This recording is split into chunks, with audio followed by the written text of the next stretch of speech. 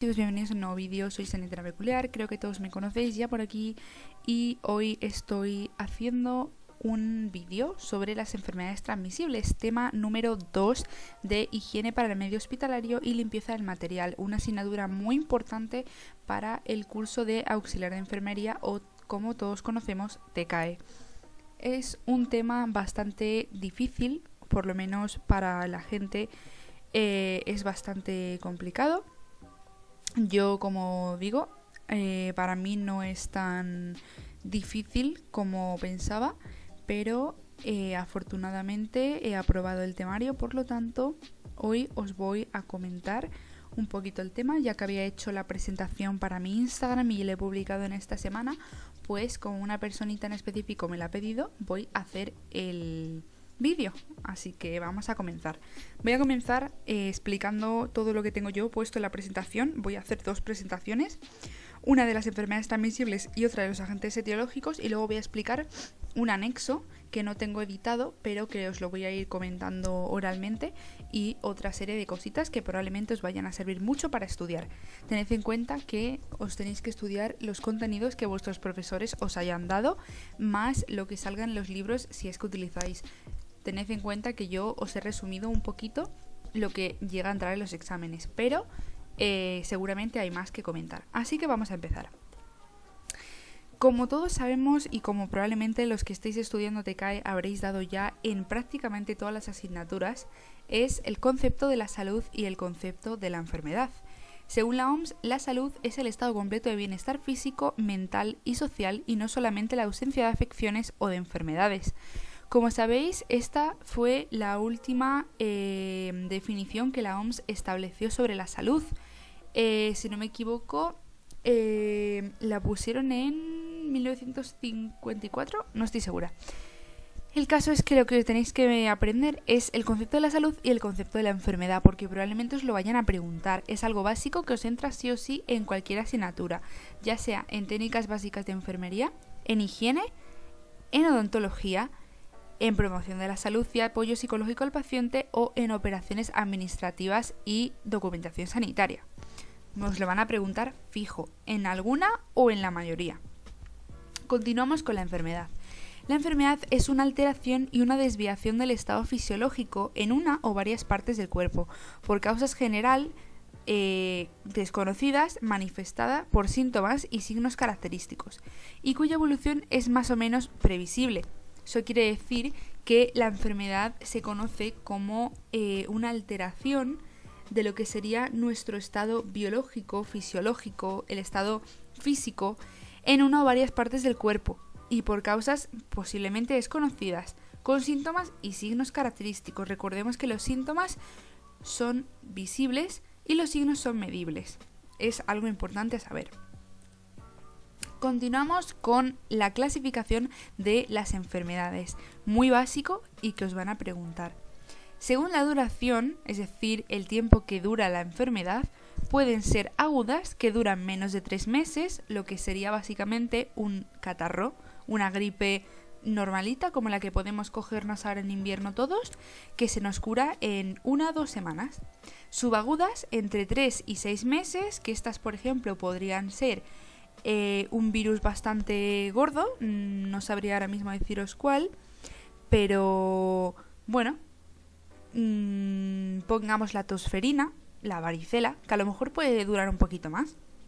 Las crónicas, que pueden durar más de 6 meses o incluso permanecer durante mucho más tiempo, como por ejemplo el asma, que no se quita. Yo, por ejemplo, tengo asma y no se quita, lo llevo teniendo toda la vida. Y luego no le he puesto porque se da por hecho las terminales, que son las que no duran, simplemente llega un determinado momento en el que el paciente fallece. Según su etiopatogenia, que para quien no sepa qué es la etiopatogenia, es las razones por las cuales se desarrolla la enfermedad. Tenemos las endógenas, que se generan en el propio individuo, como podrían ser no sabría cuál deciros ahora mismo. En el propio individuo, por ejemplo,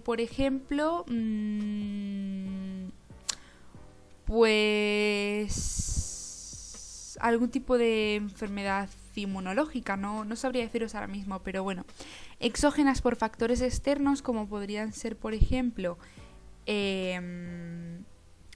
la cirrosis, creo que a lo mejor podría ser por el consumo excesivo de alcohol. Ambientales por factores del medio externo, como una enfermedad pulmonar o bronquial por el tema de la contaminación. Multifactoriales por múltiples causas, es decir, por ejemplo, ¿qué os digo? Una infección cualquiera, que puede ser porque te haya mordido un animal, pero luego después que tú te hayas rascado y te la hayas infectado más, puede ser. Luego, según su distribución, que os he puesto aquí también lo que significa, por si acaso alguien no lo sabe, que es según la población a la que afecta y la extensión o no a otras áreas geográficas. Es decir, que la distribución de una enfermedad puede ser dependiendo de X tipo de población, es decir, jóvenes, mayores, etcétera, y la extensión o no a otras áreas geográficas, es decir, si se queda por ejemplo, en España y se va a Francia, o si solamente se queda en España. Tendríamos la esporádica, que afecta a pocas personas y es ocasional, es decir, por ejemplo, la gripe. Bueno, la gripe no es tan esporádica, pero nos podemos poner como, por ejemplo, pues un brotecito de una gripe en un colegio. Afecta a pocas personas y es ocasional y ahí se queda. La endémica, que simplemente afecta a una región concreta y se mantiene, como por ejemplo, podría ser, en este caso no se mantuvo, pero sí que es una enfermedad endémica, el cólera, que es una enfermedad endémica de África, pero se ha extendido a otras áreas. Igualmente sigue siendo endémica. Pandémica, que significa que afecta a zonas extensas, ya hemos tenido el COVID. Y la epidémica, que afecta a gran número de personas en determinada área, como por ejemplo la gripe española y la peste, si no me equivoco. Me podéis corregir en los comentarios, ahora mismo estoy un poquito que no sé lo que digo, pero más o menos es para poneros un ejemplo. Seguramente hay más y si buscáis en internet os van a salir miles de ejemplos. Las etapas de la enfermedad se dividen en 3 etapas. 3 etapas cuya etapa media tiene 2 subetapas. Pero vamos a comenzar con qué es la historia de la enfermedad. La historia de la enfermedad es según la enfermedad cursa naturalmente. La historia de la enfermedad cursa con una serie de periodos según avanza. ¿Esto qué quiere decir? Que según vaya avanzando nuestra enfermedad, desde que la hemos cogido hasta que se ha incubado y nos ha dado los síntomas, va a tener una serie de periodos. Tras incubar la enfermedad vamos a desarrollar un periodo que llamaremos pródromos, que es una manifestación de los primeros síntomas. Ahí os dejo una especie de esquemita que pone salud, enfermedad y resultado. Empezamos con la salud, seguimos con la enfermedad y acabamos teniendo un resultado que puede ser que la enfermedad se cure, se cronifique o acabemos falleciendo. Entonces, continuamos con los periodos. El periodo patogénico significa que aún no hay enfermedad, pero sí hay susceptibilidad. Es decir, nosotros ahora mismo estamos en un periodo, he puesto periodo patogénico, es periodo prepatogénico, no patogénico. Ahora me acabo de dar cuenta. Bueno, a lo que me quiero referir es que hay susceptibilidad. Por ejemplo, nosotros ahora mismo, con el tema de la gripe, somos susceptibles a ella, pero todavía no la hemos manifestado ni la tenemos encima. El periodo patogénico es cuando comienzan las manifestaciones clínicas, es decir, cuando ya estamos teniendo la enfermedad. Empezamos con el subclínico, que es un periodo de incubación asintomática, es decir, que nosotros ya tenemos la enfermedad y la estamos desarrollando en el interior, pero no desarrollamos síntomas, es decir, no hay ningún tipo de clave que nos indique que tenemos esa enfermedad. Y luego el clínico, que sería el pródromos, es decir, la aparición de los primeros síntomas. Luego tenemos por último el periodo posclínico o pospatogénico, que sería cuando la enfermedad y los síntomas desaparecen, pero pueden haber secuelas. De todas maneras, que para la persona haya acabado la enfermedad no significa que deje de ser contagioso, eso es algo mucho a tener en cuenta. Además de eso, pueden haber secuelas, como he dicho antes, como por ejemplo algún tipo de discapacidad o dependencia, que la persona acabe con la enfermedad cronificada o incluso que llegue a fallecer.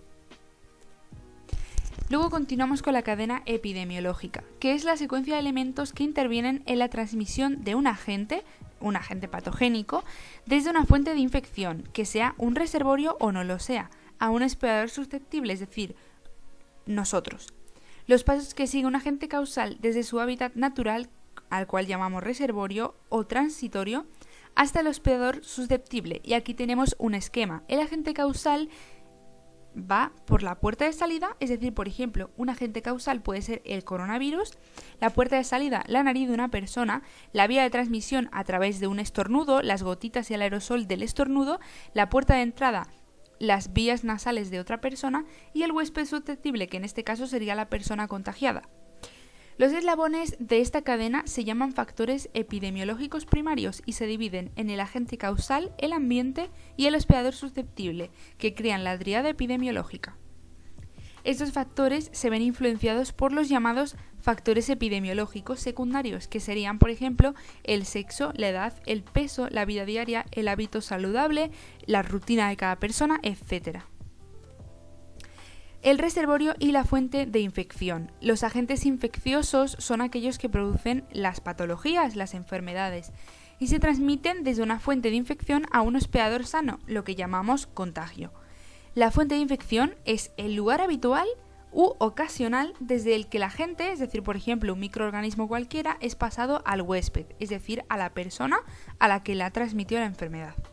Antes de infectarlos, los patógenos pueden presentar lugares en los que reproducirse y desde los cuales se pueden transmitir, y estos se llaman reservorios. Los reservorios son fuentes de infección, pero las fuentes de infección no son reservorios. El reservorio puede ser generalmente un animal, pero pueden ser también personas enfermas, como por ejemplo una persona contagiada de COVID, o sanas portadoras del patógeno.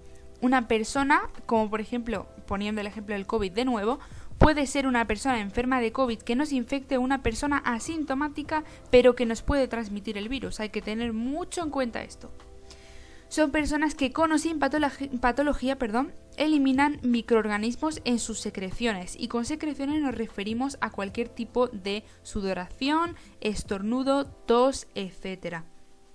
También son reservorios infecciosos elementos como el agua, el suelo y los objetos. Es decir, como anteriormente hemos dicho con el tema del COVID, muchas veces el COVID puede quedarse pegado a los lugares sólidos, pero obviamente van a tardar mucho menos en desaparecer que si estuviesen en una persona.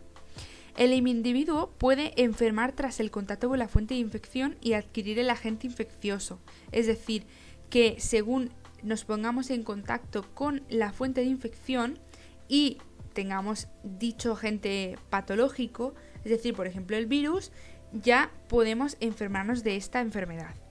Cuando aparece la patología, se aparecen signos y síntomas. Es decir, nosotros no podemos decir que tenemos una patología sin signos o síntomas. Es decir, aparece la patología si aparecen los signos o los síntomas, pero se pueden padecer o no, es decir, se puede ser asintomático. El mecanismo de transmisión directa. Este os lo van a preguntar seguro. Es el paso de la fuente de infección al hospedador de forma inmediata en tiempo y espacio. Es decir, que yo ahora mismo, teniendo COVID, que no lo tengo, es un ejemplo, le estornudo a mi compañera encima y la transmisión sería directa debido a que le estaríamos pasando directamente el patógeno a mi compañera. Este sistema lo emplean los microorganismos poco resistentes a condiciones externas como la luz y la baja humedad. Y pueden haber tres tipos: la transmisión por contacto, como puede ser la transmisión sexual, por mucosas, intrapartum, es decir, a través del parto, de las manos y su contaminación, o por mordiscos o arañazos, o incluso por heces y orina. A través del aire, que es considerada una vía directa por la cercanía física, como os he dicho actualmente hace unos segundos. Si yo a mi compañera le estornudo en la cara teniendo COVID, es un medio de difusión de enfermedades respiratorias. Por lo tanto, cualquier tipo de reacción como un estornudo, la tos mediante gotitas o aerosoles o por incluso habla o inhalación, podemos llegar desde infectar heridas, incorporar nuestras partículas patógenas al polvo o transmitírselo directamente a las mucosas. Luego, la transmisión transplacentaria, que es a través de la placenta, es decir, de la madre al feto. y el mecanismo de transmisión indirecta, que es un mecanismo que se produce cuando entre la fuente de infección y el huésped hay separación espacio-temporal y se necesita un vehículo de transmisión. Puede ocurrir que el agente se reproduzca en el vehículo de transmisión. En este caso lo llamaremos medio de transmisión propagativo. Si no se reproduce, simplemente es un medio de transmisión, un vehículo de transmisión, pero no propagativo. Se puede transmitir por agua, como las enfermedades hídricas o las estacionales, que están limitadas a áreas geográficas concretas. Y destaca el uso de aguas contaminadas. Como dije anteriormente con el cólera, el agua contaminada era un medio de transmisión indirecta muy frecuente. Los alimentos, un vehículo de transmisión muy propagativo. Suelen estar implicados los lácteos, las salsas, las carnes y los vegetales. Es una transmisión que suele ocurrir por medio de intoxicaciones alimentarias. Los fómites, cualquier objeto carente de vida o sustancia capaz de transportar agentes infecciosos, como pueden ser, por ejemplo, el pelo, las sábanas, etc. Es decir, si yo ahora mismo voy a la habitación de un paciente que ha estado enfermo y revuelvo las sábanas por todo el hospital, voy a contagiar esa enfermedad a muchísima más gente. Son causantes de enfermedades o infecciones hospitalarias o nosocomiales, que, como os acabo de decir, son enfermedades que se crean dentro del medio hospitalario, ya sea por contaminaciones cruzadas o porque nosotros transmitamos el virus a través de los fómites. Suelen darse en formas esporuladas porque pueden así transmitirse a formas vegetativas, es decir, a vegetales y plantas, y contaminarlos. También los animales, que se debe hacer especial importancia a la desinfestación de todo tipo de insectos, de mamíferos, de aves, de ratas, de lo que sea. Esto, en parte, actúa como un vehículo propagativo, es decir, el pelo de los animales puede portar pulgas y lo que no son pulgas, como garrapatas y otros insectos, pero puede llevar pulgas. Si no les desinfectamos correctamente, podemos traer una infección de pulgas a nuestra casa o incluso a los pacientes. El hospedador. El hospedador, como ya sabemos, es aquel que porta la enfermedad o que la recibe. Y los factores influyentes pueden ser bastantes, como por ejemplo la edad, que no es modificable y es bastante importante. Por ejemplo, los lactantes, es decir, los bebés y los neonatos, pueden ser muy susceptibles a enfermedades. También los escolares, es decir, los niños pequeños, y los ancianos. Los ancianos ya sabemos que su sistema está muy demacrado y podemos pegarles una enfermedad. La base genética, que también es un factor no modificable, y la susceptibilidad es esencialmente poligénica, depende mucho de tus genes. El sexo, que no muestra ningún tipo de diferencia entre hombre y mujer, ambos nos contagiamos de enfermedades y podemos contagiar. El estado general del organismo, que es la disminución del funcionamiento del sistema inmune, que aumenta o no la susceptibilidad del individuo. Las sustancias inmunodepresoras. El alcohol, el tabaco, los somníferos, la droga, los antidepresivos, ansiolíticos, y todo tipo de sustancias que sean inmunodepresoras pueden hacernos más susceptibles y más probabilidades de tener una enfermedad de estos tipos. El hambre, que aumenta mucho la susceptibilidad. ¿Por qué? Por la malnutrición y la mala higiene, tanto alimentaria como personal. La carencia de vitamina A, que es el retinol, y la malnutrición, que predispone a tener infecciones respiratorias, digestivas y genitoinfecciosas. Luego los factores de exposición, que serían, por ejemplo, por contacto. ¿Por qué? Por contacto con compañeros, malos hábitos, viajes, fiestas, etc.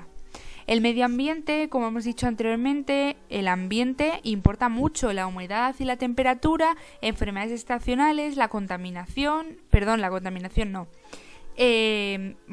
Formaría parte del medio ambiente, pero la contaminación va a ser la acción del hombre.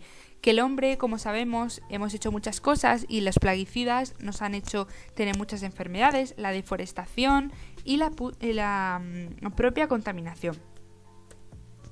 Las vías de entrada. La vía de entrada es, como he dicho anteriormente, el lugar por el cual el patógeno entra al individuo.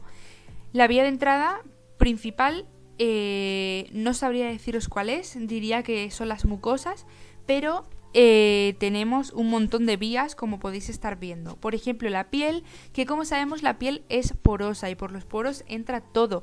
Es la primera barrera ante infecciones y suele ser muy, pero muy eficaz. Pero si presenta algún tipo de alteración, los microorganismos atraviesan esta capa y entran a nuestro cuerpo. La mucosa ocular a través del ojo. Pueden entrar agentes con procesos generales o locales. La sangre, que es una vía de entrada por inoculación accidental, es decir, nos pinchamos accidentalmente con agujas de otras personas, por picaduras también y por mordeduras. Las vías urinarias, por la uretra, que entran bacterias de las heces en la región anal, como por ejemplo la cistitis. Las vías respiratorias altas y bajas, que es por la nariz, la nasofaringe y los alveolos. Como por ejemplo la tuberculosis, que se transmitía por gotitas y por aerosol, la varicela o la tosferina. La placenta, que es la vía de entrada al feto. Los genitales, que es una vía de entrada para la ETS, enfermedades de transmisión sexual. El aparato digestivo, por el pH ácido del estómago y las enzimas que acaban con el microorganismo. Obviamente, si hay alguna alteración o ingerimos agua contaminada o alimentos en mal estado, podemos tener desde una intoxicación alimentaria a una infección. La prevención de infecciones, de esto se habrán hablado muchísimas veces. La medicina preventiva es aquella que se dedica a la prevención y detección precoz, es decir, anticipada, ya no sé ni lo que hablo, anticipada, me sale anticipativa y está mezclado anticipativa con anticipada, pero bueno, anticipada de enfermedades. La prevención primaria es aquella que reduce la incidencia de la enfermedad en las personas y en la población en general, y reduce el riesgo de la aparición de nuevos casos. La prevención secundaria, al contrario, reduce la prevalencia de una enfermedad, es decir, una vez que ya está la enfermedad, reduce su prevalencia y reduce su evolución y, por supuesto, su duración. Sin embargo, la prevención terciaria tiende a disminuir la prevalencia de las incapacidades crónicas, es decir, una vez que ya hemos pasado la enfermedad, intentamos que lo que nos haya dejado de secuela la enfermedad sea muy reducida.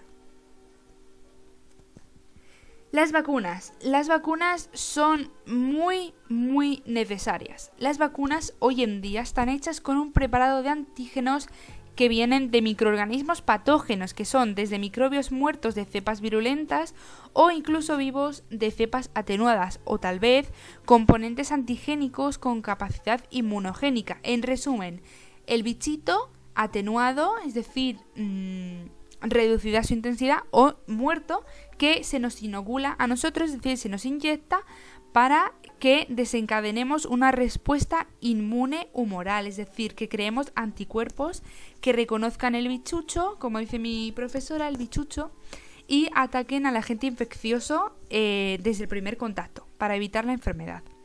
Entonces podemos decir que producen una inmunidad artificial activa en el microorganismo. Sin embargo, tenemos la sueroterapia, que sería lo contrario a la vacuna, que es una manera de dotar de inmunidad artificial pasiva al enfermo infectado. Es decir, esto es una medida temporal. La sueroterapia, para que os hagáis una idea, son anticuerpos que hacen que nosotros tengamos una inmunidad rápida en poquitas horas, pero su efecto no es de larga duración, solamente nos puede durar unos meses o incluso menos. Y esto es debido a que no se activa una memoria inmunológica, es una medida de emergencia. Estos anticuerpos se denominan como sueros o antídotos y son preparados biológicos que tienen anticuerpos cuya administración produce una inmunidad adquirida, es decir, recibida, pasiva, frente a determinadas enfermedades infecciosas. La prevención primaria, como hemos dicho antes, se da durante el periodo prepatogénico y es la asistencia dirigida a minimizar los factores de riesgo para la aparición de las enfermedades infecciosas. Estas podrían ser, por ejemplo, las vacunaciones, movimientos de potabilización de aguas, la higiene dental, el uso de preservativos y otro tipo de anticonceptivos, las campañas de salud y estilo de vida, la promoción de condiciones de trabajo adecuado, entre otras. Los grandes objetivos de la prevención primaria serían mejorar el nivel general de salud promocionándola y procurar medidas de protección específica. La intervención primaria, es decir, básicamente el tipo de intervención que tendríamos en la prevención primaria, sería la promoción de la salud o protección inespecífica, que serían medidas para evitar la aparición de enfermedades infecciosas. Es decir, que se promocionarían los factores que nos determinan nuestra salud, es decir, los positivos. Sin embargo, la protección específica son medidas de protección profilácticas orientadas para evitar la aparición de una enfermedad infecciosa. Esto serían las vacunas, la potabilización de agua, entre otras. Pretende que nos protejamos contra factores o determinantes negativos de las enfermedades. La prevención secundaria se da durante el periodo patogénico y pretende evitar manifestaciones clínicas, es decir, síntomas de enfermedades por su detección o diagnóstico precoz, y retardar su progreso. En el caso de que sean infecciosas, tendremos las siguientes medidas: hacer análisis clínicos para la identificación del microorganismo, así como test, como por ejemplo podría ser el del Helicobacter pylori, la aplicación de sustancias contra agentes causales como los antibióticos, fungicidas, anticuerpos, etc., que atajen el progreso de las enfermedades, y la aplicación de sustancias para atenuar los síntomas si no se tienen sustancias contra los microorganismos concretos.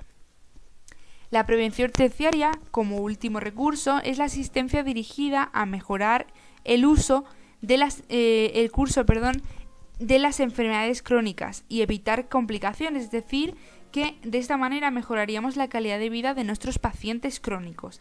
Y se realiza de dos maneras según la situación de cada paciente. Si se ha instalado el daño y no dio resultado la prevención de secuelas, las limitamos y evitamos la discapacidad total. Como por ejemplo, el tratamiento para aquel que tenga SIDA y evitar caídas inmunosupresoras. Sin embargo, si el daño ya se ha instalado, se hace lo necesario para que el paciente pueda vivir de la manera más satisfactoria y autosuficientemente posible. Esto lo llamamos rehabilitación y se trata de intentar recuperar las capacidades que hemos perdido durante la reeducación o el nuevo aprendizaje, es decir, tras una enfermedad que nos haya dejado encamados, tendremos que volver a aprender a caminar, entre otras cosas. Luego, la respuesta inmune específica, que es aquella capaz de defender al huésped mediante un mecanismo exclusivo específico para cada patógeno, y la respuesta puede ser celular o humoral. La humoral se lleva a cabo por los linfocitos B, que son capaces de detectar los patógenos y de identificarlos, y produce un encuentro para transformarse en dos tipos celulares: las plasmáticas, que producen anticuerpos para acabar con los patógenos, y las de memoria, que se conservan para responder a una segunda invasión con el mismo tipo de patógeno. Luego, la respuesta inmune inespecífica, que es aquella que defiende al huésped de agresiones externas mediante la fagocitosis, en la que los monocitos de tipo leucocito fagocitan a los patógenos, es decir, se los comen, y se diferencian entre ellos, además que diferencian bien a las células extrañas de las que ya conocen.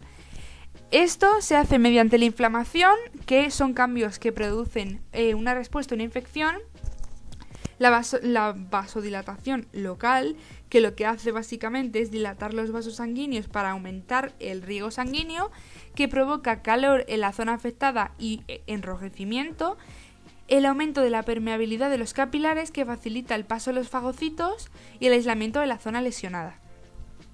La respuesta celular se trata de un mecanismo específico mediado por los linfocitos T citotóxicos.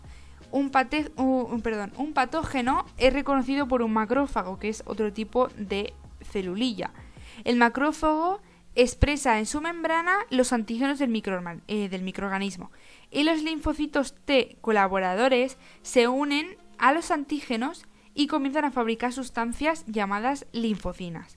Y las linfocinas, a su vez, están producidas por los linfocitos TH, que activan a los T citotóxicos, y estos empiezan a producir las citotoxinas, que matan a los microorganismos.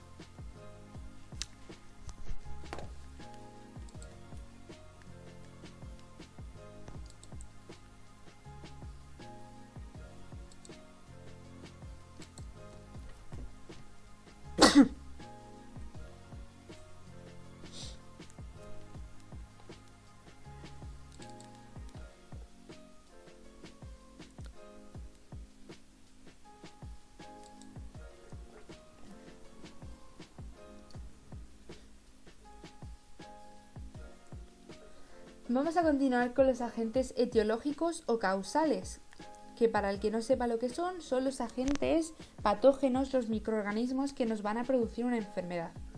Comenzamos con los virus. Los virus los conocemos todos, son de tamaño muy pequeño y solamente son visibles con un microscopio electrónico. Son parásitos intracelulares estrictos, es decir, que carecen de la maquinaria que les ayuda a sintetizar las proteínas, obtener energía y replicar el material genético, así que tienen que usar el material de la célula a la que infectan, es decir, ellos no tienen nada, simplemente conquistan, por así llamarlo, a una célula y utilizan lo que esa célula tiene para poder obtener energía y replicar su material genético. Están formados por una molécula de ácido nucleico, es decir, ADN o ARN, y una cápside de proteína, que está formada por capsómeros, que serían otras unidades más pequeñas.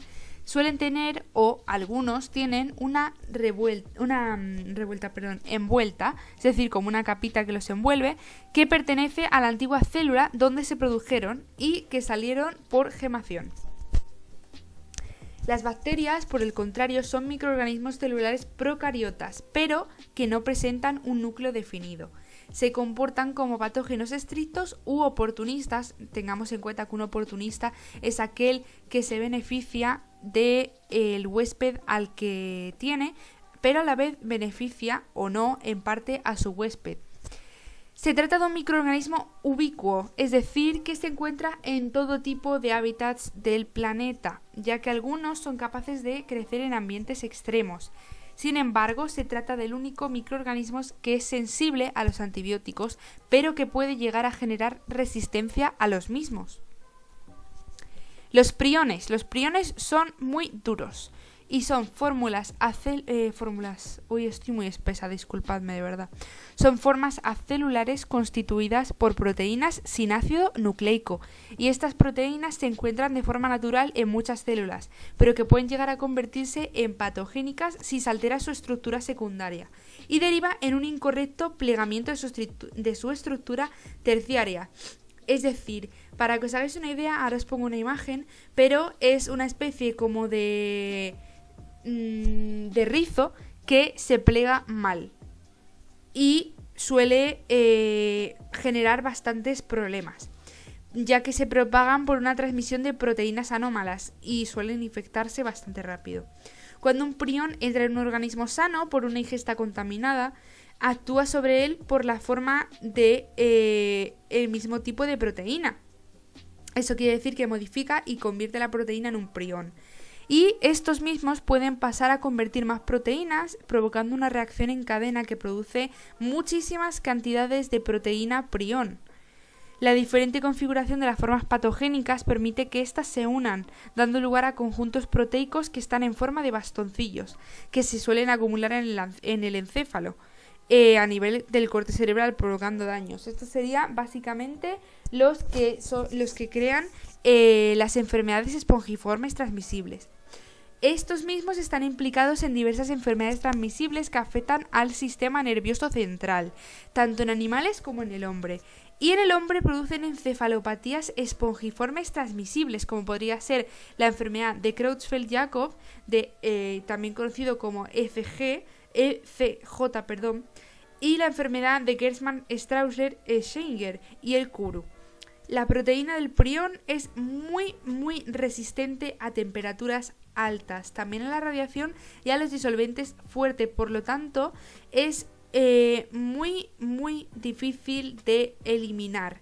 Sin embargo, son tan resistentes que los medios habituales de desinfección y esterilización para ellos no son nada, pero afortunadamente se ha llegado a encontrar una solución para estos bichos, y es que se pueden establecer los materiales en una inmersión durante determinado tiempo, y con una esterilización a determinado tiempo y temperatura se consiguen eliminar. Los hongos, sin embargo, son eucariotas y heterótrofos, es decir, que pueden ser capaces de fabricar materia orgánica a partir de su propia materia inorgánica. Son unicelulares, aunque pueden ser pluricelulares, pero los últimos, es decir, los pluricelulares, no tienen tejidos verdaderos y se pueden reproducir de manera sexual o asexual mediante esporas. Los protozoos, que son organismos eucariotas unicelulares de amplia distribución geográfica, se generan en sitios húmedos o acuáticos y suelen ser parásitos de animales, plantas e incluso del hombre.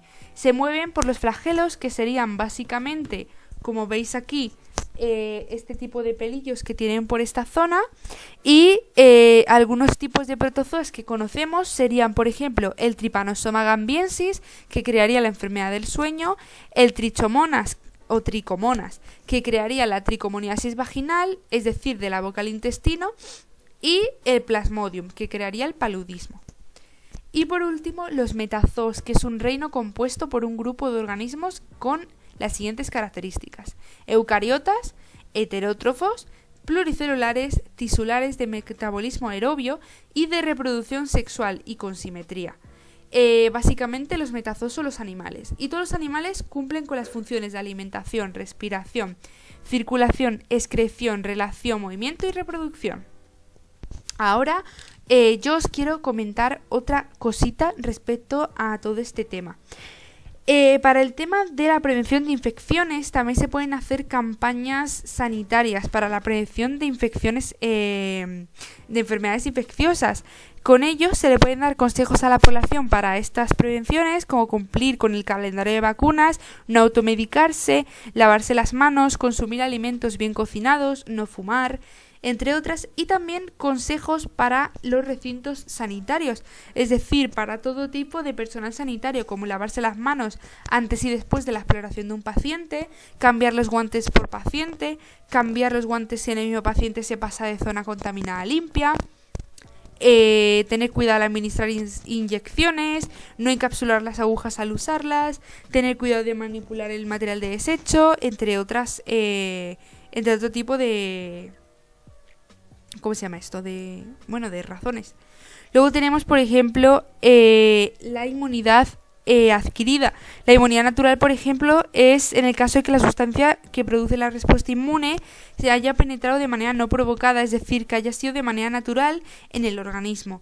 La pasiva es la que adquiere el niño de su madre, como por ejemplo la lactancia materna, y la activa, que es la que se adquiere como resultado de haber padecido una enfermedad infecciosa. Luego tenemos la inmunidad artificial, que es en la que se introducen en el organismo sustancias para producir una respuesta inmune, como la pasiva, que sería anticuerpos específicos, como los sueros o los antídotos, y una inmunización rápida, y la activa, que serían en este caso lo que he explicado antes, las vacunas. También os quiero hablar de una última cosa que no os he contado. Bueno, dos cosas en verdad. La zoonosis, que no sé si os he hablado de ella, pero la zoonosis son aquellas enfermedades que se transmiten de una manera natural de los animales al ser humano. Y tendríamos, según el tipo de agente infeccioso, bacterianas, víricas o parasitarias; según el tipo de reservorio, antropozoonosis, que es del humano al animal, o zoantroponosis, que es del animal al hombre; y según el ciclo biológico, sería zoonosis directa, ciclozoonosis, metazoonosis o saprozoonosis. Por último, también quiero comentar una última cosita, que sería... esto ya de verdad lo último, y ya dejaríamos todo el tema, que sería ¿cómo se llama esto? Los postulados de Koch, que no sé si sabéis lo que son. Básicamente los postulados de Koch son aquellos que se hicieron para básicamente definir cómo se creaba una enfermedad. Primero se encontraba un microorganismo presente en un enfermo, se aislaba el microorganismo sacándolo y se cultivaba, y al inyectar el mismo microorganismo en una persona sana se tenía que dar la misma enfermedad. Luego se la volvíamos a sacar y al aislarlo se tendría que dar el mismo microorganismo, pero generando una respuesta inmune. Así que esto sería todo, chicos. Tengo un anexo también aquí, pero que seguramente ni lo tengáis que tocar vosotros. Yo simplemente lo he dado porque me lo han pedido para el examen. Pero como digo, esto no, o sea, nada más que os vais a tener que estudiar lo que os acabo de decir, El anexo posiblemente os lo publique en Instagram en algún momento, pero de momento lo único que tenéis que estudiaros es lo que os he dicho en el vídeo. Ahora sí, espero que os haya gustado, que lo uséis mucho para estudiar, que os sirva y que lo disfrutéis. Pasad buena semana, suerte en los exámenes y os deseo mucha productividad.